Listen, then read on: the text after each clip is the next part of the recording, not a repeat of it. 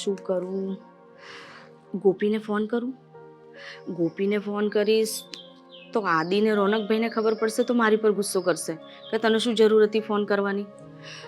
હું તો ફોન પણ નથી કરી શકતી અને આ બે ભાઈઓને કઈ રીતે મનાવું?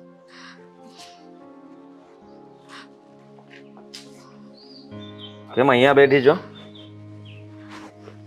હા, સાચું કહું તો મારું મન નથી માનતું અને આજે મેં ઘરમાં કંઈ કામ પણ નથી કર્યું. બસ મારું મગજ વિચારોમાંથી બહાર જ નથી આવતું. સવારની વાતને લઈને તો શું કરું? એક તો જો લગ્નને 6 મહિના જ થયા છે અને એકદમ અચાનક આવું પગલું ભર્યું અને આજુબાજુવાળા વાતો કરશે. તમને બેને તો કંઈ નહીં પણ નામ તો મારું જ આવશે ને કે એની જેઠાણીએ જ કંઈ કર્યું હશે. બે ભાઈઓ તો ઘરે હોતા નથી, હોય કોણ? આ દેરાની જેઠાણી જ. નક્કી આની જેઠાણીએ કંઈ કર્યું હશે એટલે ગોપી ઘર છોડીને જતી રહી.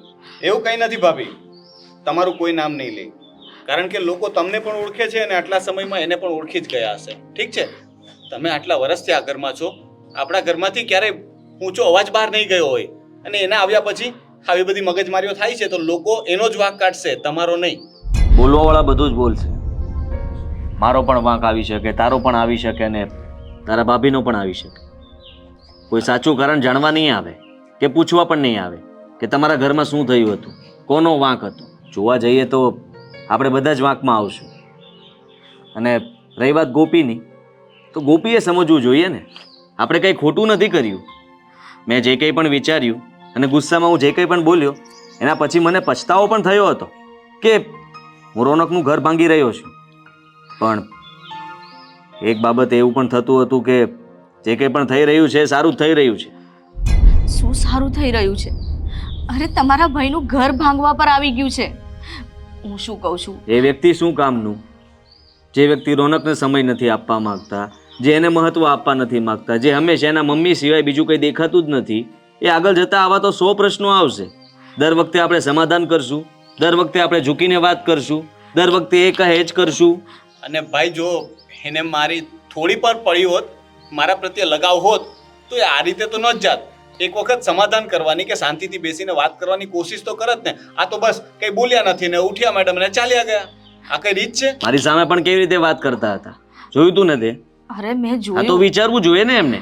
એમના મમ્મી સાથે આવી રીતે વાત કરે છે ઘરમાં, નથી આ તો કરતી. પછી પણ આપણે મોટા છીએ, એ નાની છે એમ સમજીને એને માફ કરી દેવાની. માફ કરી દઈશું તો કાલ સવારે મોટી ભૂલ કરશે ત્યારે પણ માફ કરશું.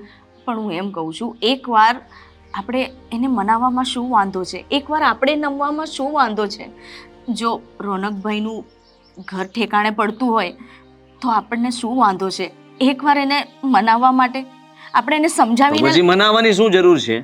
એમની તો ઈચ્છા જ છે ને રોનકને ત્યાં મોકલી દઈએ રહેવા માટે. ના ભાઈ, એવું ક્યારેય નહીં બને.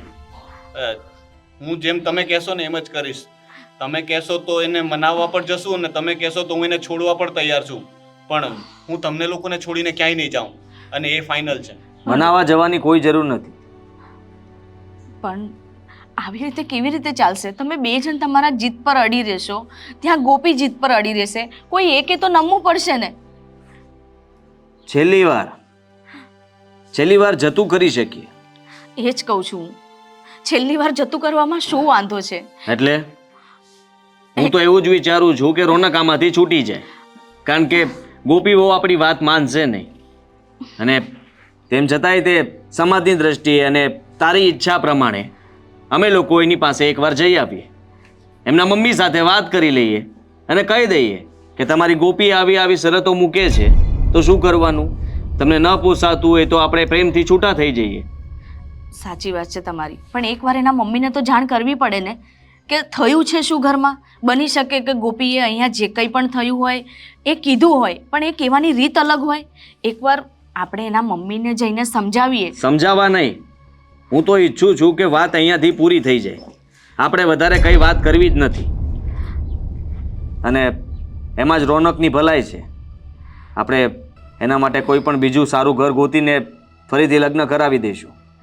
કારણ કે જોવા જઈએ તો ગોપી વહુ આવી રીતે સામે બોલી જાય, પોતાની મનમાની ચલાવવા માંગતા હોય, એ યોગ્ય ના ગણાય. આપણે આવતીકાલે જશું. ઠીક છે ભાઈ, તમે જેમ કહેશો એમ જ કરશું. તમે અંદર જઈને આરામ કરો, હું ફૂડ ઓર્ડર કરી દઉં છું. તમારે નથી બનાવવું, કંઈક મંગાવી લઈએ.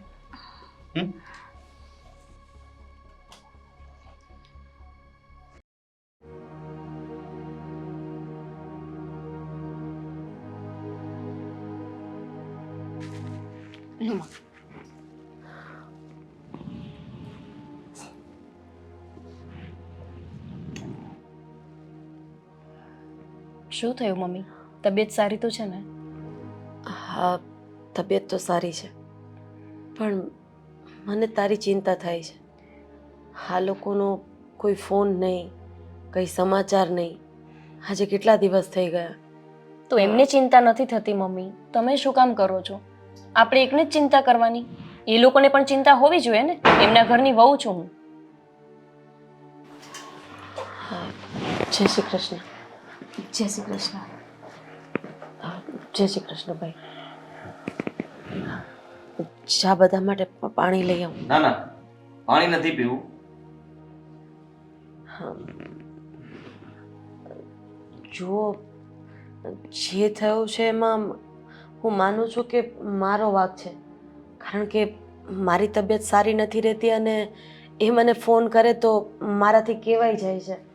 પણ હવે આવું કંઈ નહીં થાય. એક કામ કરો, તમે એને તમારી સાથે લઈ જાઓ. મમ્મી, તમે શું કામ આમ નમાલા પડો છો? જવા દો ને.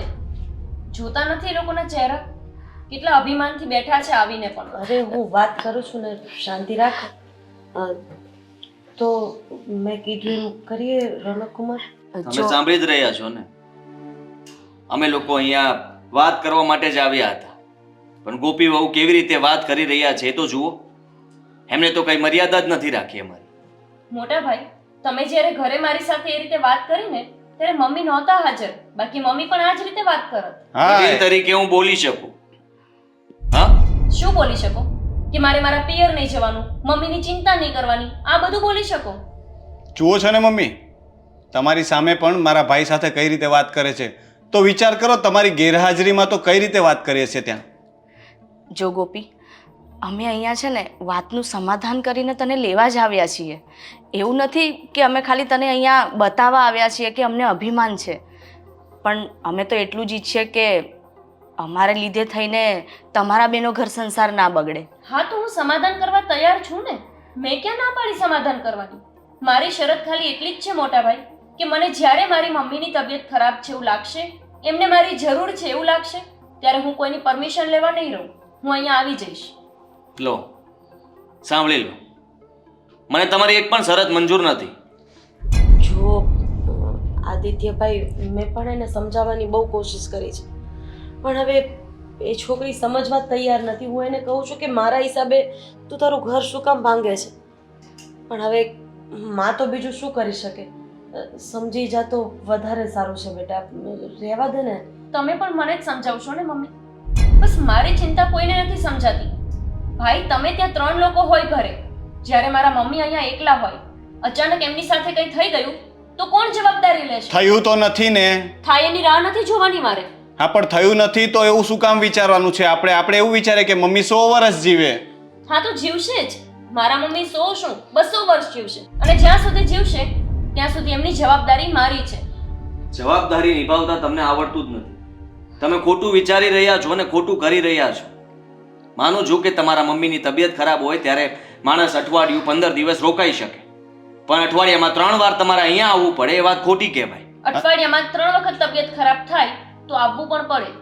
આ તો જવાબદારીની જ વાત કરતી હોય તો જવાબદારી તો તારી અમારા ઘર પ્રત્યે પણ છે. એ ઘરની પણ વહુ છો તું. હું મારી દરેક જવાબદારી નિભાવવાની કોશિશ કરું જ છું, પણ જેને મને જન્મ આપ્યો છે એના માટે મારી પહેલી પ્રાયોરિટી છે. બધા માટે એ જ હોય છે, પણ સ્ત્રીના જ્યારે લગ્ન થઈને સાસરિયા જાય ને ત્યારે એની બધી જવાબદારીઓ ત્યાં સાસરિયાવાળાની હોય છે અને એમને જ સાચવવાના હોય છે, નહીં કે મમ્મી પપ્પા પિયરનું ધ્યાન રાખવાનું હોય. મોટા ભાઈ, આ બધા નિયમો તો આપણા સમાજ જ બનાવ્યા છે ને, પણ હું આવા સમાજના નિયમોને નથી માનતી. કેમ કે ભગવાને જ જ્યારે માને સૌથી મોટું સ્વરૂપ આપ્યું છે, જ્યારે ભગવાન જ એવું કહે છે કે માથી મોટું કોઈ નથી, તો પછી હું આ માણસનું શું કામ સાંભળું? બેટા, હું તો શું બોલું આમાં, મને તો કંઈ સમજ નથી પડતી. જુઓ મમ્મી, મારી બે જ વાત છે. એક તો એ કે રોનક અહીંયા ઘર જમાઈ થઈને રહે, અને જો એમને એ ન કરવું હોય તો જ્યારે તમારી તબિયત બગડશે અઠવાડિયામાં 3 વખત કે પછી આખું અઠવાડિયું, તો હું આ લોકોને પૂછવા નહીં રહું. મને જ્યારે ઈચ્છા થશે ત્યારે હું તમારું ધ્યાન રાખવા અહીંયા આવીશ. આ લોકોને આ બેમાંથી કોઈ એક શરત મંજૂર હોય તો ઠીક છે, નહીતર પછી મને છૂટાછેડા લેવામાં કોઈ વાંધો નથી. ગોપી, આ તું શું બોલે છે? મા બાપની ઘરે આખી જિંદગી નથી જતી, અને આવી નાની અમથી વાત લઈને એટલો મોટો ઝઘડો થઈ ગયો છે કે કોઈ વાત જ નથી. વાત ખાલી એટલી છે કે તને તારા મમ્મીની ચિંતા છે અને તું રોજ આવવા માંગે છે, તો અમે તને એની પણ ના નહોતી પાડી. પણ વારે ઘડીએ આવીને આવી રીતે રોકાઈ જવું એ સારું ન કહેવાય ને. તમે તો ના નહોતી જ પાડી, તમે તો બહુ ભોળા બની ગયા ને હા કહીને, અને પછી ચડાવ્યા મોટા ભાઈને અને રોનકને. આ તમારી આદત ખોટી છે. તમે વાતને ઊંધી લઈ રહ્યા છો. ક્યારે કોઈ દિવસ કોઈને સમજવાની કોશિશ નથી કરી. તમે એમ જ સમજો છો ને કે તમે એક જ સાચા, અમે બધા ખોટા. તમારા સ્વભાવ સુધારો. અમે પણ તમારા મમ્મીની મદદ માટે આવી શકીએ એમ છીએ, અને રોનક પણ આવી શકે. આવતા જતા ને ભાઈ, આટલો સમયથી એ જ્યારે કહે ત્યારે એની સાથે આવ્યો ત્યાં સુધી બધું બરાબર હતું, એને કોઈ પ્રોબ્લેમ નહોતો, ત્યાં સુધી એ ખુશ હતી. હવે ખાલી એક વખત ના પાડી તો તરત ખોટું લાગી ગયું ને લઈને તો આવ્યો જ હતો ને મમ્મી. લગ્નને 6 જ મહિના થયા છે રોનક, અને 6 મહિનામાં 6 જ વાર આવ્યા છો, તો એમાં કોઈ મોટું એહસાન નથી કર્યું. અને મેં મારી લાઈફના 6 મહિના એ ઘરમાં આપ્યા, એ ન દેખાયા તમને? તમારે તો આ જીવન તમે રહી શકો એમ જ નથી. મને તમારી શરતની વાત કરતા હોય તો પહેલી શરત બરાબર છે, તમારા નિયમો તો કોઈ પાળવામાં નહીં આવે, અને એ પણ મારા ઘરમાં તો બિલકુલ નહીં. એક મિનિટ ભાઈ, પહેલી શરત બરાબર છે એટલે તમે કહેવા શું માંગો છો? એ જ, જો હું તારું ઘર તોડવા નથી માંગતો, અને હું નથી ઈચ્છતો કે મારા લીધે થઈને તમે લોકો અલગ થાવ. તારી ઈચ્છા હોય તો તું મારાથી જુદો થઈને અહીંયા રહી શકે છે. એવું ક્યારેય નહીં બને ભાઈ, આજે પણ નહીં અને કાલે પણ નહીં. કારણ કે મમ્મી પપ્પાના ગયા પછી તમે જ મારા વડીલ છો. એ જો એની માને ન છોડી શકતી હોય, મારી લેંગ્વેજ માટે મને માફ કરજો, એ જો એની માને ન છોડી શકતી હોય તો હું પણ મારા ભાઈ ભાભીને નહીં છોડી શકું. વાહ, તમને જેને જન્મ નથી આપ્યો, ખાલી તમને ઉછેરીને મોટા કર્યા છે, એને જો તમે નથી છોડી શકતા, તો હું મારી જન્મ દેનારી જનેતાને કઈ રીતે છોડી દઉં? ગોપી, દીકરી તો પારકું ધન હોય છે. આ તમે વિચારો છો, હું નહીં. એ જ્યારે પરણે ને, પરણ્યા પછી એ જ એનું ઘર હોય છે. અને જ્યારે અહીંયા તો ઊંધું છે, તું પરણીને અમારા ઘરે આવી પણ રોજ તને તારા મમ્મીનું જ ઘર યાદ આવતું, રોજ તને તારા મમ્મી પ્રત્યેની જ જવાબદારી દેખાતી, પણ ક્યારેય તને એમ લાગ્યું કે તારા વરને પણ તારી જરૂર છે? તમારે મા બાપ છે ને ભાભી, એટલે તમને નહીં સમજાય. જે દીકરી બાપ વગર મોટી થઈ હોય અને જેની મા અને બાપ બંને જ બની ગયું હોય ને, એ આ સ્થિતિને સમજી શકે. છોડો આ બધી વાત. તું શું કામ ગોપી આ વાતને આટલી બધી આગળ વધારે છે? નથી જ વધારી મમ્મી. સમજ ને બેટા. હા મમ્મી, હું સમજી ગઈ છું કે આ પરિવાર મારા લાયક નથી, અને મારે વાતને આગળ વધારવી જ નથી. રોનક, તમે લોકો અહીંયાથી જઈ શકો છો, તમને ડિવોર્સ પેપર બહુ જલ્દી મળી જશે. આ શું બોલે છે? અરે તમે પણ અમારા ઘરને લાયક નથી. તમારે તો લગ્ન કરવાની જરૂર જ નહોતી. સાચી વાત કરી તમે. આ લગ્ન જ મેં ખોટા કર્યા. હા, હવે લગ્ન કરીશ ને તો એવા છોકરા સાથે કે જે મારી માને પોતાની માં બનાવીને રાખે. પહેલા એક શરતોનું લિસ્ટ બનાવી લેજે અને સાઇન કરાવી લેજે કે પછી આગળ જતા પ્રોબ્લેમ ન થાય. ઠીક છે? જુઓ, ચાલો મમ્મી, જય શ્રી કૃષ્ણ. જય શ્રી ભૂલ થઈ કે અમે આવ્યા હતા. અરે મારી વાત તો સાંભળો પણ. બેન તમે સમજાવો ને. મમ્મી જો આંટી, આ નિર્ણય તમારી છોકરીનો છે, અમારો નથી. એમાં હું કંઈ જ નહીં કરી શકું. સોરી. મમ્મી, તમારે એવા લોકોને પગે લાગવાની કોઈ જરૂર નથી. જે સમાજ માનું મહત્વ જ નથી સમજી શકતો, એવા પરિવારને આપણી શું જરૂર, અને આપણે એમની શું જરૂર? આમ પણ એમને માં નથી ને, એટલે એમને નહીં સમજાય કે માની મમતા શું કહેવાય અને એક દીકરીની લાગણી શું કહેવાય. તમે આરામ કરો અને આ બધી વસ્તુનું ટેન્શન ના લો. આપણે જલ્દીથી જલ્દી એમને ડિવોર્સ દઈ દેશું. બીજો છોકરો હું એવો જ શોધીશ કે જે આ ઘર જમાઈ થઈને રહે, અથવા તો લગ્ન જ નહીં કરું. બેટા મને થોડીક વાર માટે એકલી મૂકી દઈશ પ્લીઝ?